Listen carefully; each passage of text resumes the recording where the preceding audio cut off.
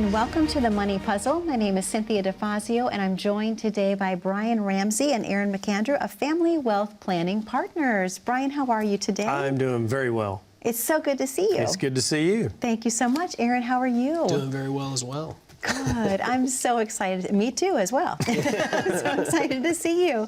Today's show I love, obviously. It's all viewer questions and a call-in show with variety of topics, if you will. But Aaron, right out of the gate, I want to talk about the money puzzle and what's behind us and how those pieces fit together. What's the money puzzle? You know, I love shows like this when viewers or clients or whoever gets to call in and ask these questions, because we get these types of questions all the time. And the nice thing is these types of questions, they're not just one piece of the puzzle. So you can see several puzzle pieces behind us there.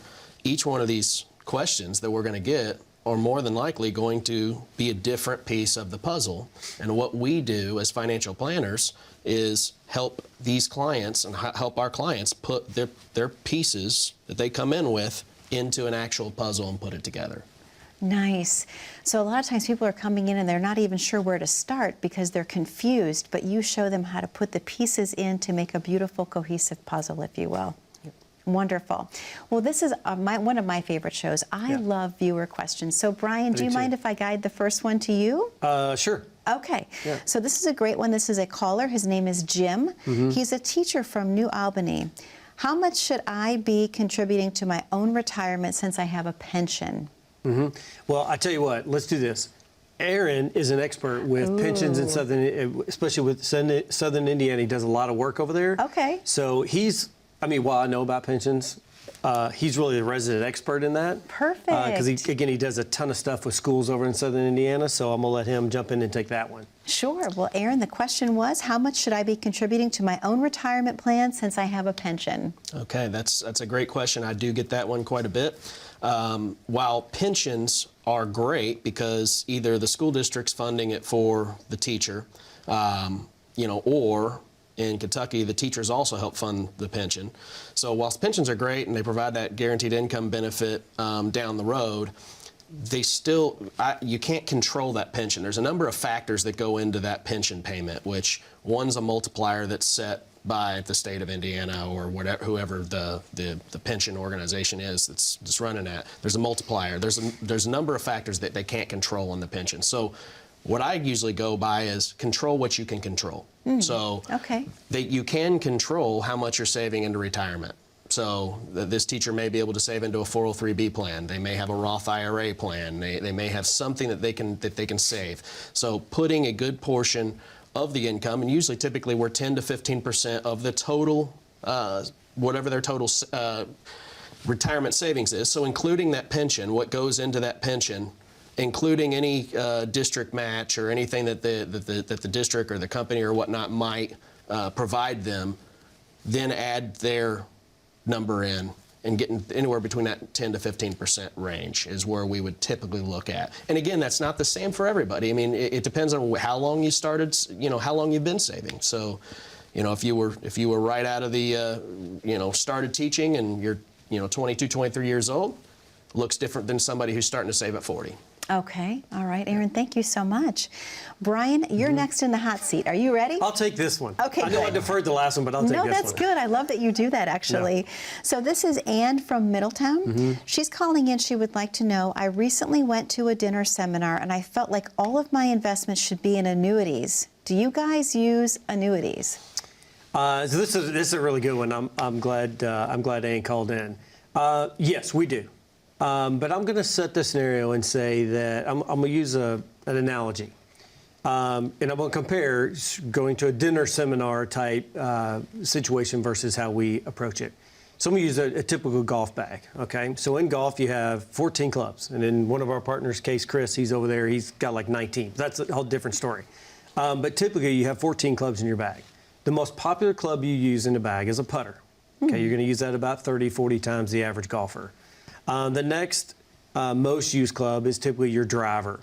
And you're going to use that 15 or so times around. Okay. Now, one of the clubs you don't use that often, let's say, is a 4-iron. There's times where I go play golf courses where I may never use it. But there's times where I go play and I may hit it a couple of times. Okay.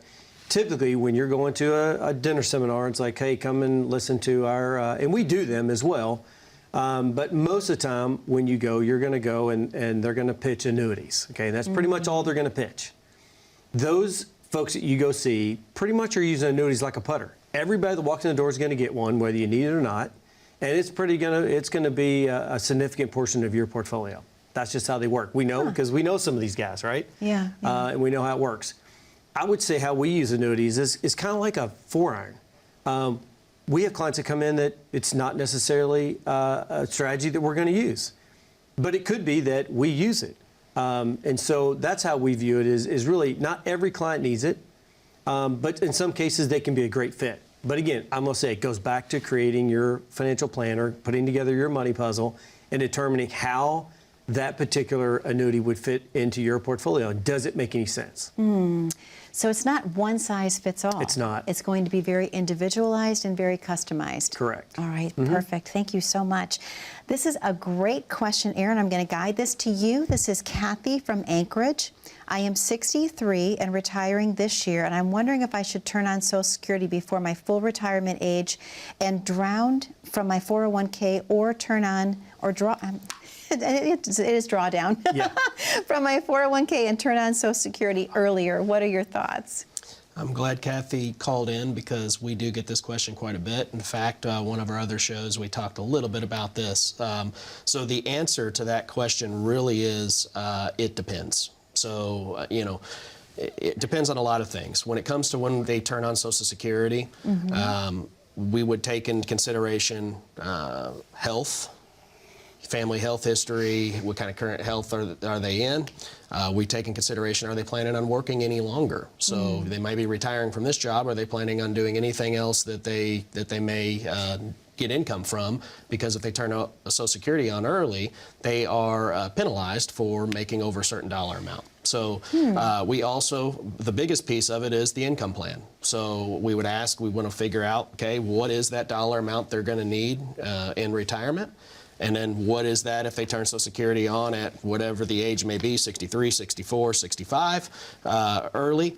What does that do to the overall income plan? Not just right now, not the immediate needs, but what does that look like 20 years down the road? So, so that there's not a real clear answer there. Yeah. We've had clients do it both ways, but again, it comes down to the planning.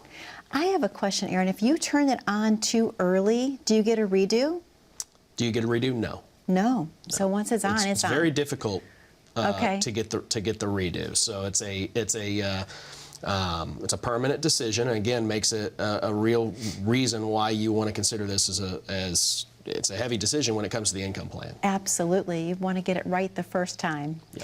Well, Brian, I know that you and Aaron have a very special offer to present to the viewers at home today. Let's talk about what that is before we open the phone lines. Yeah, sure. Yeah, so today's offer is we're offering anybody that calls in today and schedules an appointment with us an opportunity to come in to get a complimentary retirement plan. And what that retirement plan consists of is 3 things. Number 1, we're going to look at what your retirement income sources are. We talked about this on another show. We look at your sources for permanent predictable income, your sources for non-permanent, non-predictable income. We look at strategies around timing on when to turn those income sources on. And then we also want to make sure that the probability is great that those income sources will provide you the lifestyle that you want from the day you retire until the day you pass away. So that's step number 1. Number 2, we're going to do a full risk assessment.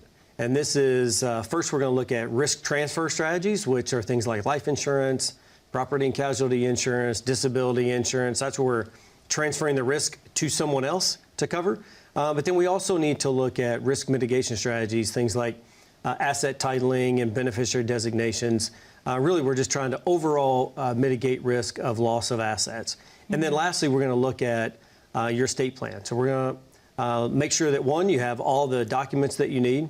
And number 2, we want to make sure that those documents reflect what it is that you ultimately want to see happen to your assets, meaning you're going to name who you want to receive the assets, when they get it, how they get it.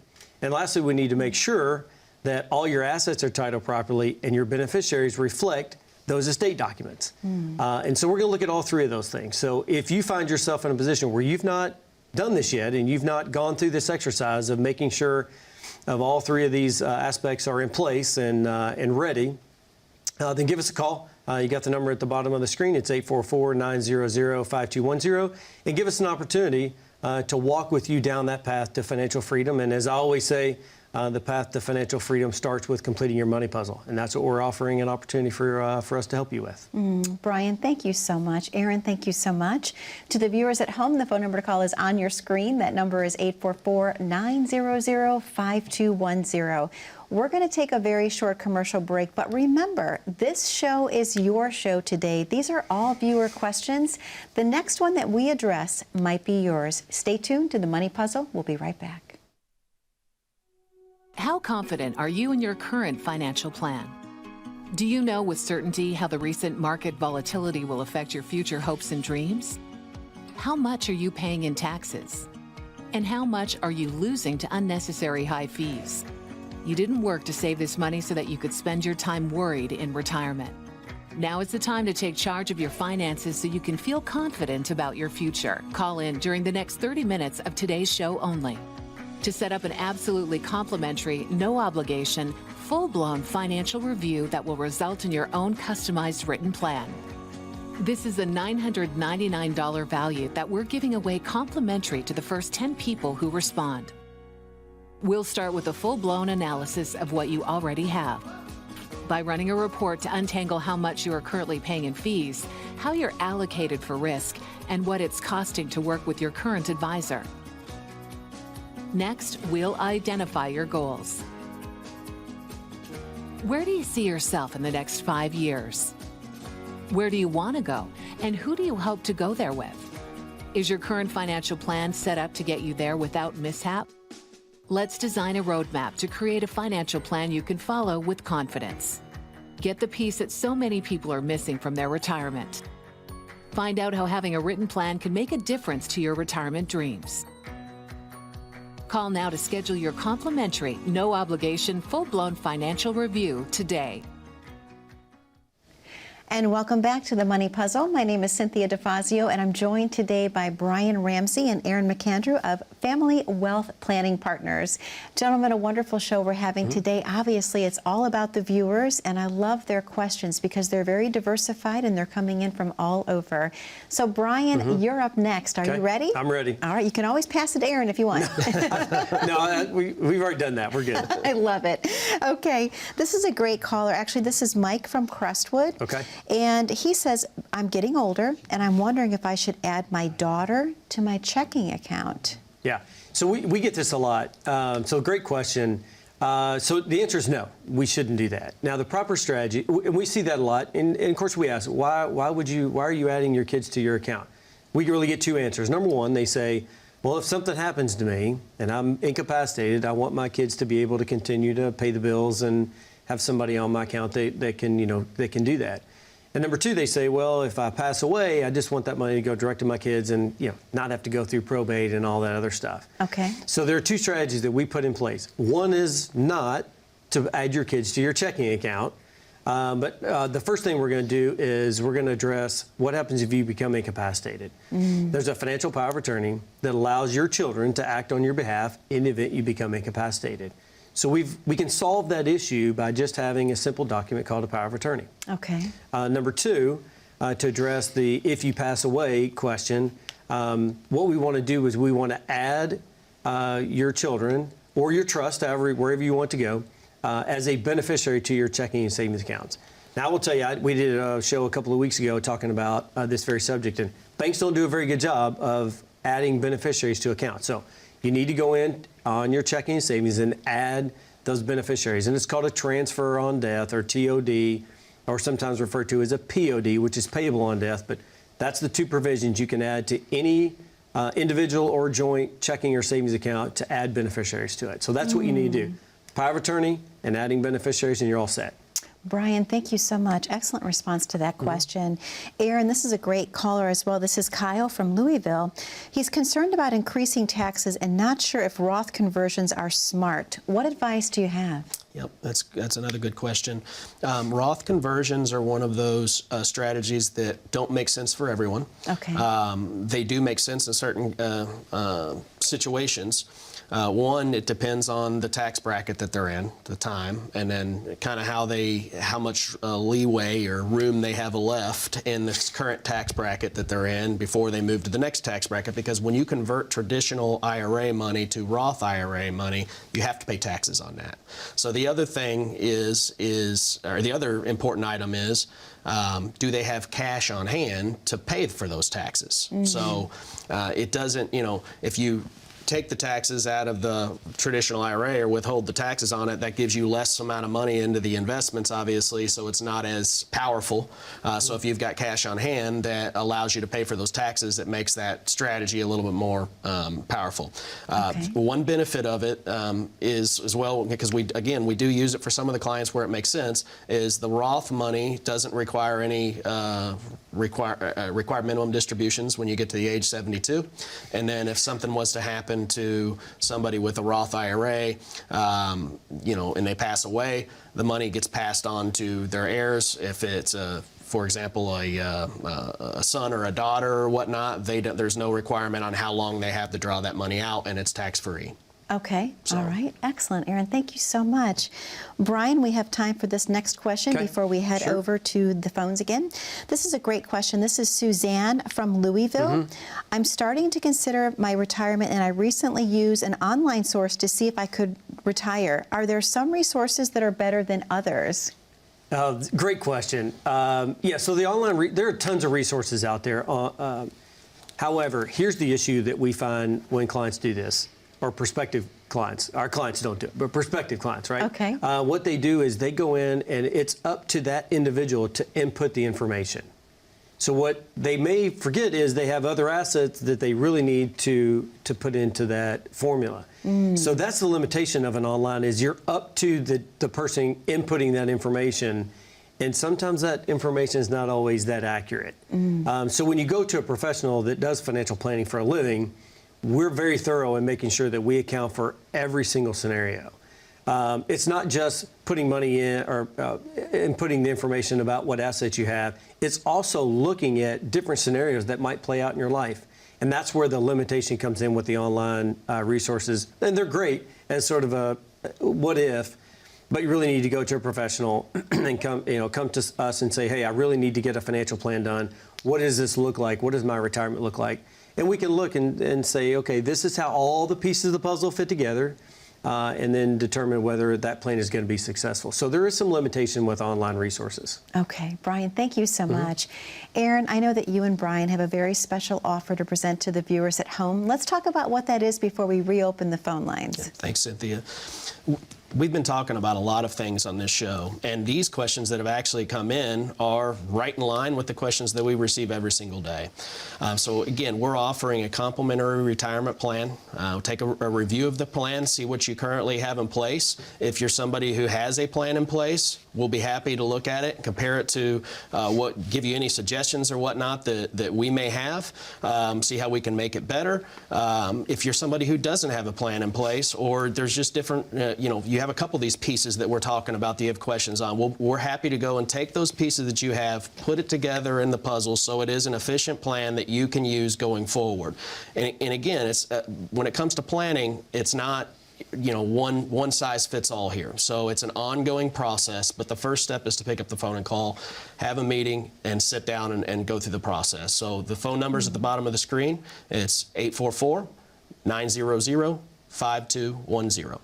Aaron, thank you so much. Brian, thank you so much. To the viewers at home, the phone number to call is on your screen. That number is 844-900-5210. If you're wondering where your pieces of the puzzle are going to fit, Aaron and Brian have the answers for you. Don't miss the opportunity to call in today. That number is 844-900-5210.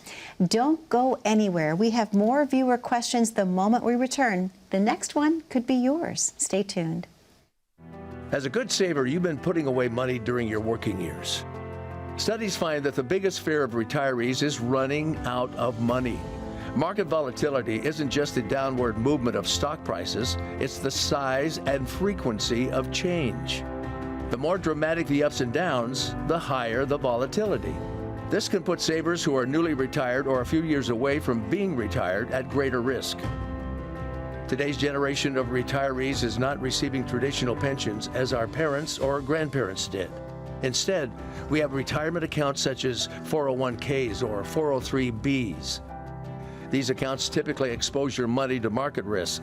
The last thing you want right before retirement is to lose a portion of the money you need for income. But how do you turn these accounts into a retirement income? Is it safe to keep all your retirement money sitting in the stock market? The last thing you want is to lose a portion of the money you need for income due to market loss. By working with a financial professional, you can learn how to turn a portion of your savings into an income stream for life and income for the life of your spouse if you're married. We all have moments in our lives when we wish we had taken action sooner. Don't let procrastination reign on your retirement parade. Act now before it's too late. Please call our office to set up your no-cost, no-obligation retirement income review today. And welcome back to the Money Puzzle. My name is Cynthia DeFazio, and I'm joined today by Brian Ramsey and Aaron McAndrew of Family Wealth Planning Partners. Gentlemen, a wonderful show today, obviously dedicated to the viewers at home because they've been calling in, asking questions, and they're anxious for the answers. Aaron, you're up next. Are you ready? I am ready. All right. This is James from Prospect. I'm 60 years old, retired, do not have a mortgage. If there's a need for me to have, is there a need for me to have life insurance? That's a good question. So no mortgage. Life insurance, a lot of times the misconception is people think that they have life insurance just to help pay off debts or whatnot that they have. There's multiple uses to have life insurance. And again, the question, I can't, without knowing more about this scenario or about the situation, I can't make any type of recommendation. But at the same time, there's a lot of times people carry life insurance because it's a tax-free benefit to pass on to their heirs. So there's a couple factors that come into that decision. Are you currently married? Do you have any type of income, such as pension income or something that your spouse may lose if you were to pass away? So life insurance can be used for income replacement. There's people who carry life insurance policies for final expense policies, just so nobody has to worry about, paying for final expenses. There's a whole lot of different strategies that we use life insurance to help in the financial plan. So. Okay. Not just to pay off a mortgage or whatnot when somebody has. So that wouldn't be the only factor that I would consider. Okay. Aaron, thank you so much.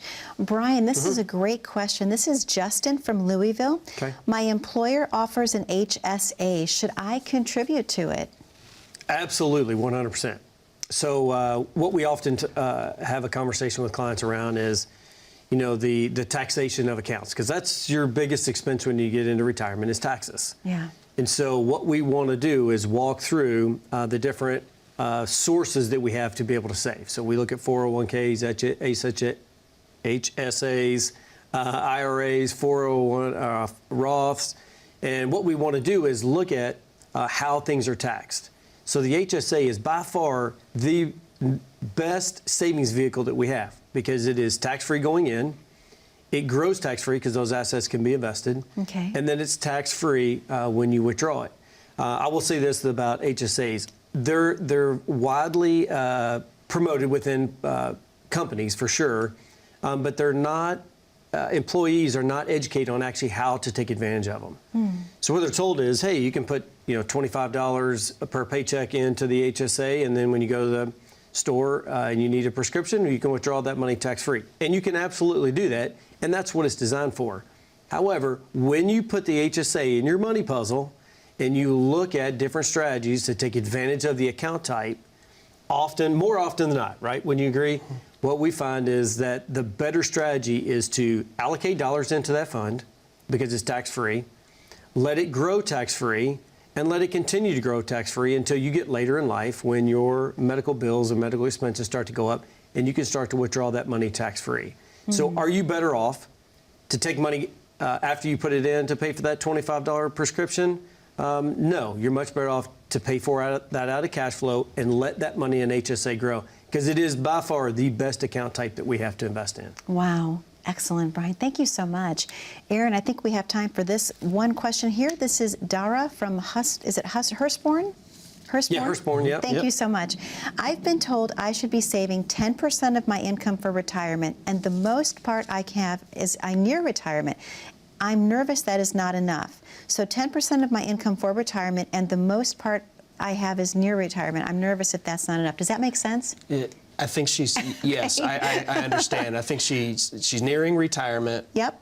And she's concerned that she hasn't been saving enough, even though she's been saving 10%. Exactly. Okay, so there, again, this goes back to a scenario comes up all the time because it's common that when people get close to retirement, they start fearing that they're not going to have enough money to live off of. They're going to run out of money, or they fear that there's a stock market's going to crash or whatnot. So these are common fears. We see these all the time. The question is 10% may be enough, but we need to know how much income she's going to need to be able to live off of. We're going to need to know situations like, do you have any debts out there that we still have to be paid on? Are you currently married? Where are your incomes? What's your income coming from? So there's a lot of things that factor into this, whether 10% is enough, because again, there's not just a magic number that somebody can, hey, I get to this X number of dollars in my retirement account and I can retire. There's not a magic number. That's the reason why we put the plan together and we put the pieces of the puzzle together and when we're talking about this. So, Like the commercial, everybody had a number over their head. Yeah, oh, yeah. Correct. Right? Yeah, great commercial. Yep. Right, It was a great exactly. commercial, yeah. Yep. Brian, with only a minute and 20 seconds left of the show this week, any final words of wisdom and advice you want to give to the viewers at home? Yes, I would say that this is really geared towards those that are in the accumulation phase of life. So we a lot of these questions are sort of pre-retirement questions. Yeah. And so I would just encourage you, if you're in that phase of 5 years to a couple of years away from retirement, call us, come in and let's sit down and we'll focus on your retirement income plan. We'll focus on risk management. We'll focus on your estate plan to make sure that all the pieces of your puzzle fit together. Fit nicely together. We're not trying to cram something in where it doesn't fit. And then, you'll have a wonderful retirement. But we just got to make sure that we get it right so that you can walk down that path to financial freedom. Brian, thank you so much. Aaron, thank you so much. To the viewers at home, most specifically, thank you for spending time with us today. That number is 844-900-5210. Any questions about how the pieces of your puzzle will fit together, Brian and Aaron have the answers for you. Again, don't miss the opportunity to call 844-900-5210. Be safe, be happy, and be blessed. We'll see you back 1 week from today.